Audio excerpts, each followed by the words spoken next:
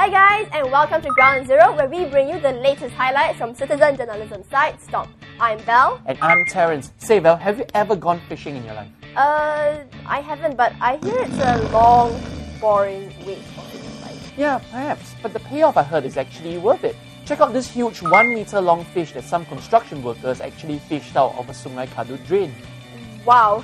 Stomper Jazz said that 3 workers were needed just to pull that fish out of the drain before they transported it off on their bicycle because it was too heavy to carry on their shoulders. Well, that sure does sound appetizing, doesn't it? But, doesn't it make you wonder where such a huge fish may have come from? That's right. No, there are actually many speculations on Stomp, but I think Stomper Abdullah gave a good answer when he said the fish is commonly known as the big head carp or songfish. It's a freshwater fish that escapes into the sea when the reservoir water is released into the sea. The fish then gets disoriented by the seawater and he's probably swam up the drain to look for fresh water. Well, the Stomper also said that this fish can be purchased from Sheng Siong supermarket. You know what this means? It is edible! It looks like those workers are in for a sumptuous feast then.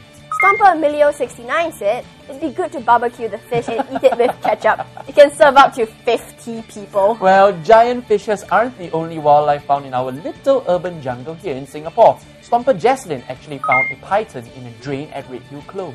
She said she had called professionals, but by the time they got there, the python was already halfway up the drainage pipe, which means there is currently a python loose somewhere at Redhill. Well, there's no cause for alarm, isn't it? As Stomper Baroness Salvador said, the risk of getting attacked by a python is actually very low, as most are content to lurk in the drains and sewers, chasing rats. Larger ones may go after cats and dogs, but it takes a really exceptionally large individual to pose a genuine threat to human safety. Well, that's good to hear. Stomper Harry30, who is also a pest control technician, also gave Singaporeans advice if they are ever confronted by the snake.